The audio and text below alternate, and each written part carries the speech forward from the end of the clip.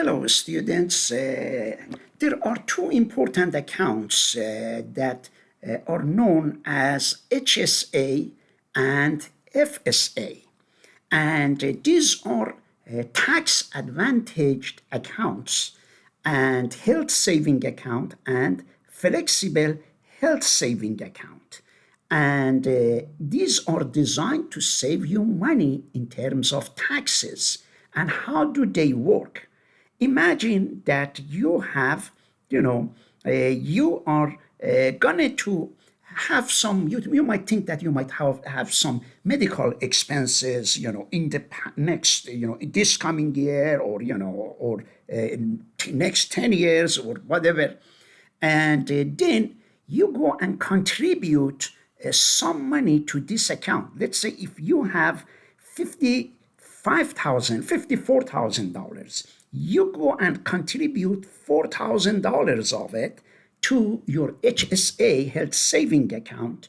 And after you do that, the IRS will look at you as you only made $50,000, not $54,000, because IRS wants to encourage you to think about your health and put money in your HSA. Therefore, you are not going to pay any taxes on those $4,000 that you put for your health. Therefore, that's a very smart, one of the best investments that you can make, because we all know that we are going to have $4,000 of health expenses in the future, because even when we retire we have to pay money for our Social Security, Medicare, and Medigap, and all those expenses. Also, you might have other medical expenses, going to the doctor and having some deductibles, paying for medicine, paying for glasses, and all of those. It's great that to pay those expenses with pre-tax dollars. That means that you have not paid any taxes. Therefore, you will have $4,000 to spend for your medical expenses. If you didn't get the HSA, means that the IRS would have taken, let's say, $1,000 of it for taxes, and you would have only had $3,000 left in your pocket in case, if you go for medical expenses. Why don't you want to have $4,000 instead of $3,000? And not only that, the IRS allows you to invest that $4,000, which means that $4,000, if invested wisely, let's say it becomes, just an example, I am just using a huge number, it becomes $1 million.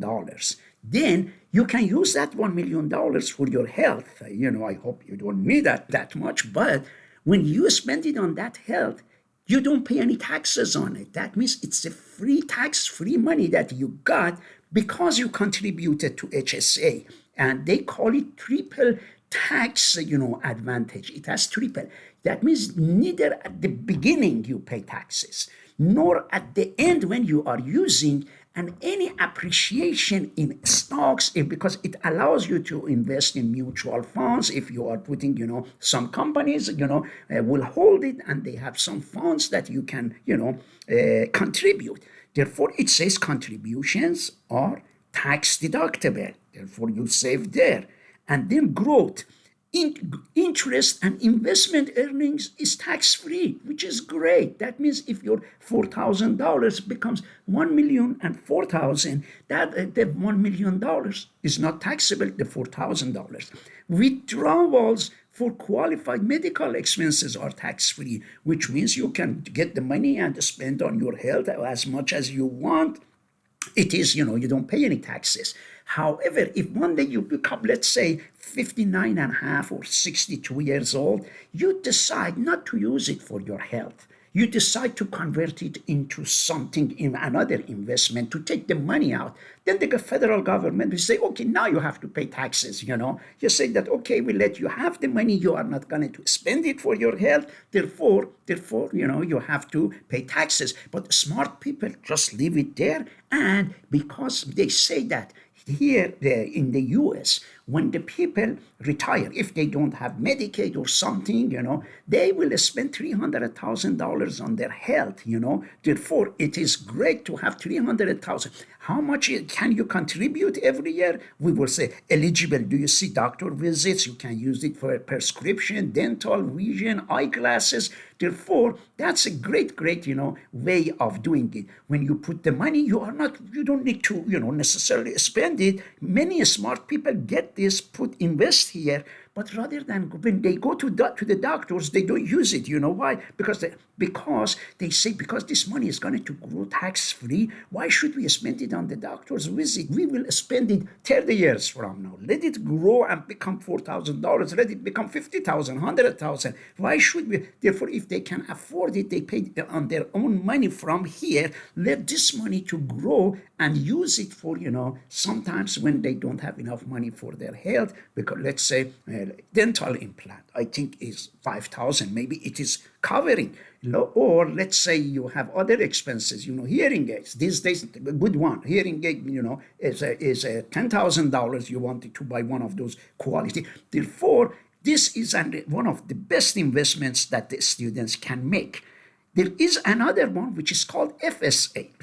This is, if you use this one, this deducts your salary, and when it deducts it, you have to use it in the year that you are, contributing to it. For this one, you can have it for the rest of your life. For this one, you have to spend it in the year that you are. That means if you have a salary of $54,000, you put $4,000, for example, for FSA. Then you use it or lose it. That means $4,000. Use it in the same year that you have put it, and it has to be done through your employer, and eligible expenses similar. It pays for the copay, and then the difference. HSA is for the people whose insurance is high deductible. Not everybody can contribute to HSA. One of the things that you contribute is that if your deductible for this year, 2025, is $1,650, then you can contribute up to $4,300 to this HSA, and for the family, they can contribute 8,000. Imagine 8,550. And it is for 2025. Next year, the government allows you to contribute more, which means if you can do that, that would be perfect, Now, some people, your question would be, what happens if your deductible is not, it should be 1,650 a year. You have to have a deductible of 100. If you don't have that, you cannot contribute to this, then you can contribute to this one. This one is tax advantage as well. You cannot invest this one. You have to have it. Let's say if you think you are not going to use, the maximum you can contribute is 3,200. Therefore, because if you don't contribute to this amount, to the FSA, you have to pay taxes on this. How much taxes on this might be? It might be $800 of it might go for, federal state taxes. But when you submit, but the question is that if you think you don't have expenses, medical expenses in this year, for example, for $3,200, that's okay. You want contribute $300. What will happen is that they will give you something like a debit card. It is HSA, which means anytime you go to a doctor, you go there and you give that debit card that has 40,300, and then it will be deducted from that account. However, here, as I said, you can use it for this amount, and then, as we said, smart people don't use it. They just leave it there, let it grow and grow, because at some point you would need, I hope not, but we will all need a lot of medical expenses in the future. Therefore, here it is HSA. It is long-term, flexible, and portable. Great if you have high deductible plan for this year, 1,000. This FSA, use it or lose it. If you don't use, let's say you have contributed $300 for HSA for this year. if you do not use it at the end of the year, you are going to lose that money. Therefore, it is better to use it. I highly recommend do research about this, and if you can take, if your employer suppose will have some, HSA contribution, if has, and therefore there are some companies that provide HSA, and you put your money there, you contribute, and you tell your accountant that suppose you have contributed to HSA and FSA. They will ask you, when they do that, they deduct this amount from your total income, and therefore you will be, it's a great. As I said, this is the only thing, IRA, Roth IRA, traditional, these are tax advantage accounts.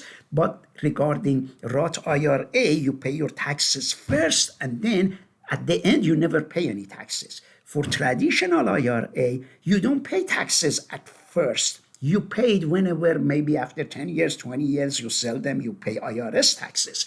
But for this HSA or even FSA, you neither pay taxes at the beginning nor at the end.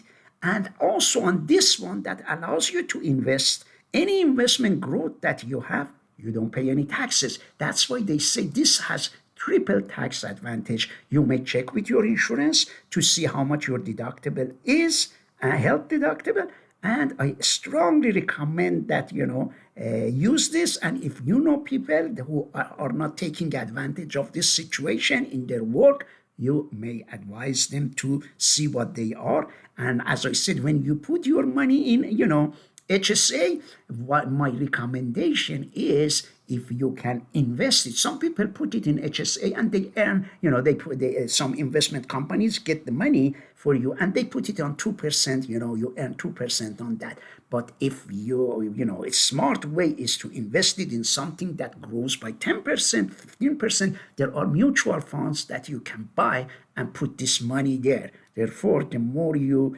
understand these things, the more, financially stable you are going to be.